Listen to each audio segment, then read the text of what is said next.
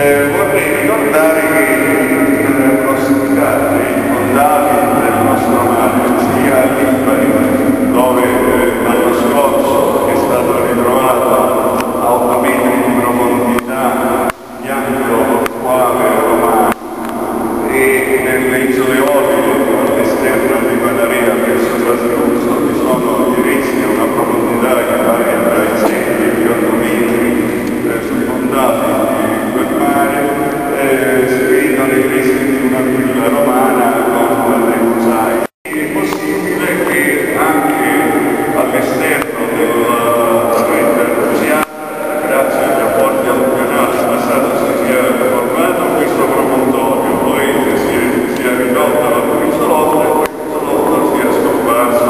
o a seguito di un bradisismo o a seguito dell'erosione delle correnti che, come sapete, nello stretto sono moltissime. Quindi è una tesi affascinante, anche se, ripeto, dipende ancora la conferma da parte soprattutto della teologia del Papa, che potrà dare una maggiore consistenza a questa tesi, a questa ricerca che è stata condotta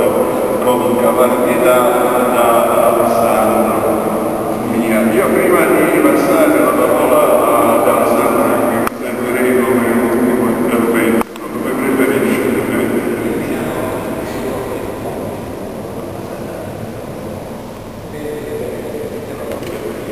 Magari comunque io direi di dare la precedenza alla signora Aurora Speriglio, che però nell'altro viene da lontano, quindi merita una maggiore attenzione oltre tutto il resto del signore. Quindi se vuole dire lei brevemente come vede questa ricerca, visto che si occupa in maniera attenta delle ricerche condotte in ambito messinese, pur intendo lontano da classica. Quindi come vede lei la cosa da lontano, con un occhio spaziale?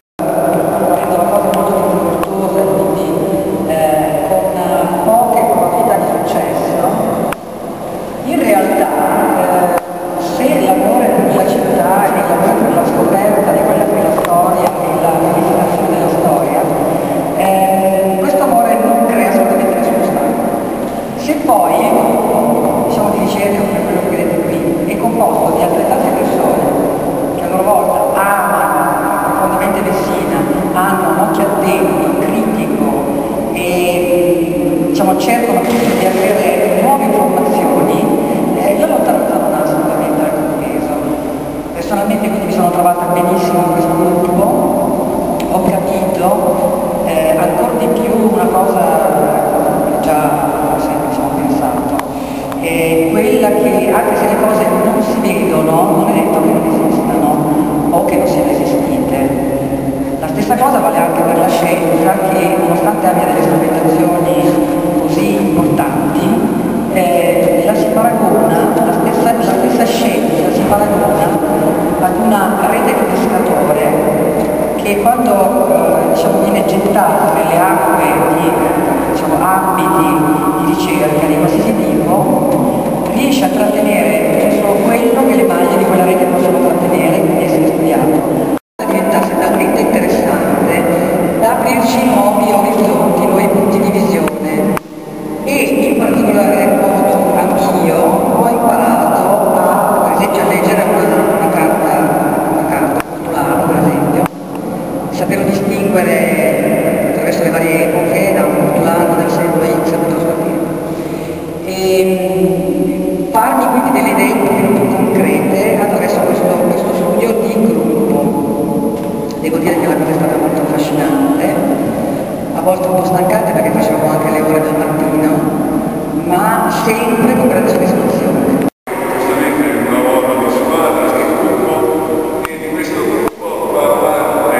un giovane ricercatore che questa sera credo che del pubblico, no, anche verso il microfono, e Giovanni Ricò, che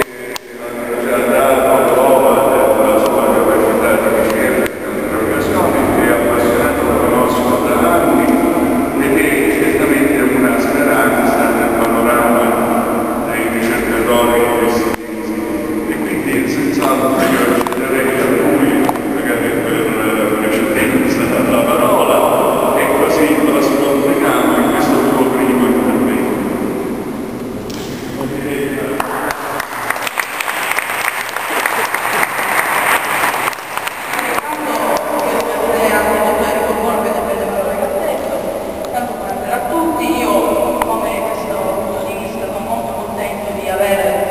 Parte a questa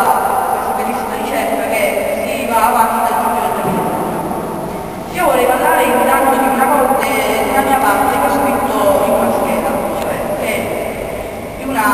analisi dell'opera di Antonio Messina datata del 1860 della recensione di Silvio, in cui nello stretto in fondo si nota un'isola che molti vicinanti credono che sia una sola, però nel 1851 il pittore fiammingo Cruciente le aperture dicono la critica sempre. Questa qui con le parole era un braccio verso del porto. E infatti questa penisola sorgeva accanto alla stretta differenziata in cui nella sua famiglia c'era anche una torre adornata accanto da magazzini dei viveri e cereali, in cui c'era anche un monastero, quello di Crotone. Infatti una delle cronache che conferma la nostra tesi è quella del 1403,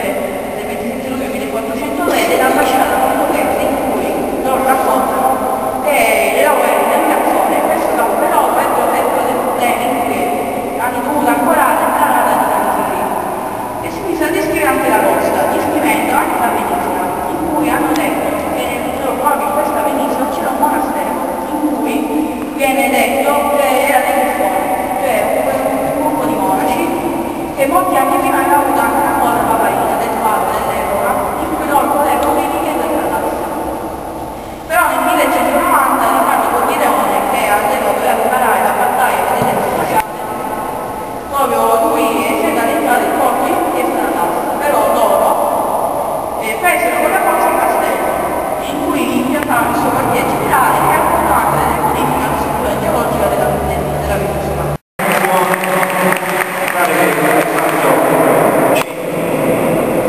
Passiamo la parola al senatore Cavalli, no? Che ci deve descrivere come incidevano le correnti dello stretto e anche la formazione geologica e morfologica del territorio. Questo perché? Perché noi abbiamo fatto una ricerca strutturata non solo sulle carte ma anche sull'osservazione, anche perché se noi un annetto fa senza aver fatto nessun tipo di approfondimento, nessun tipo di incrocio e di verifica, al minimo dovrebbero essere dei pazzi da fare. E quindi quel tipo di studio è stato delegato alla storia e arriva a capire e quindi medesimarci al tempo in cui le prime informazioni ci arrivavano da questo medievale, le difficoltà che avevano i marinai nel dover affrontare le correnti dello stretto, considerando che non era più un discorso di marea che impediva l'entrata nel porto, ma addirittura un altro stato che oggi non c'è più, che si proteggeva sulla destra, quindi a settentrione, e quindi rendeva impossibile la navigazione per prendere